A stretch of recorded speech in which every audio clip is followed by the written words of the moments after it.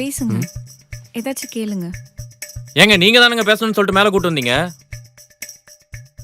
சரி விடுங்க, நானே கேட்குறேன். ஏதாவது பேசி இம்ப்ரெஸ் பண்ணிடணும். கொஞ்சோண்டு குளுக்கோஸ் கிடைக்குமா? நான் ஏன்னு கேட்பேன். நான் உங்க அழகுல மயங்கிட்டேன்னு சொல்லுவீங்க. அதானே? என்னங்க நான் கேட்குற இந்த 3 கேள்விக்கு ஒரே பதில் சொல்லிட்டீங்க. இவ்வளோ ஸ்பீடாக இருந்தாலும் ஃபாலோ பண்ண முடியாது. சரி இருக்கட்டும். எனக்கு முன்னாடி எத்தனை பேர் உங்களை பொண்ணு பார்க்க வந்தாங்க? 1 2 3 4 9 பேர். ஏன் கேட்குறீங்க? ஆத்தி பெரிய நம்பராக இருக்கே. இல்லை, அவங்க எல்லாத்தையுமே இப்படி தான் சிரிச்சு பேசுனீங்களா? அப்புறம் எப்படி முறைச்சா பேச முடியும்? என்னங்க கேள்வி இது? அதுவும் கரெக்டு தான். அவங்களெல்லாம் எங்கே ரிஜெக்ட் பண்ணீங்க? நான் கேட்குற கொஸ்டினுக்கு செட் ஆகல. ஸோ லைஃப்க்கும் செட் ஆக மாட்டாங்கன்னு தோணுச்சு. அதான் ரிஜெக்ட் பண்ணிட்டேன்.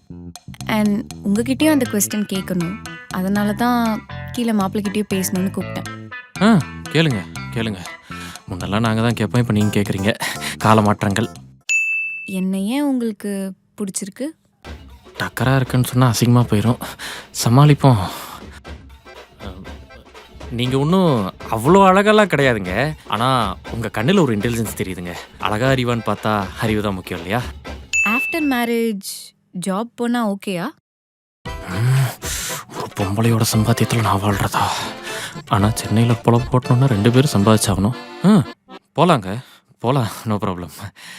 இவ்வளோ படிச்சிருக்கீங்க, வேஸ்ட்டாக போயிடக்கூடாதுல்ல?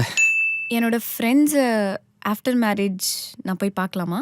பிகாஸ் சைல்ட்ஹுட்லேருந்தே எனக்கு ரொம்ப க்ளோஸ் அவங்க. என்னடி சொன்ன? இப்போவே ஏதாவது சொன்னோன்னா பிரச்சனை ஆகிடும். இப்போதைக்கு நமக்கும் நிறைய ஃப்ரெண்ட்ஸ் இருக்குன்னு சொல்லுவோம், அப்புறம் மொத்தமாக அறுத்து விட்ருவோம்.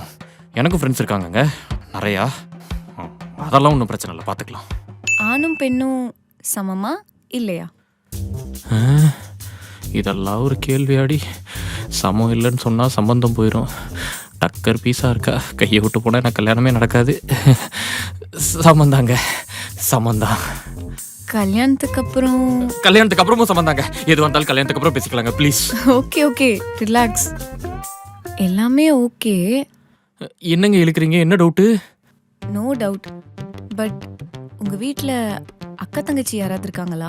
இங்கே பாருங்க, உங்களுக்கு நாத்தனார் கொடுமைன்னு எதுவுமே இருக்காது. இருந்தது ஒரு அக்கா, அவங்களும் ஓடி போய் கல்யாணம் பண்ணிட்டு இப்போ மலேசியாவில் செட்டில் சந்தோஷமா இருக்காங்க. அதனால அந்த பிரச்சனை எதுவும் உங்களுக்கு இருக்காதுங்க.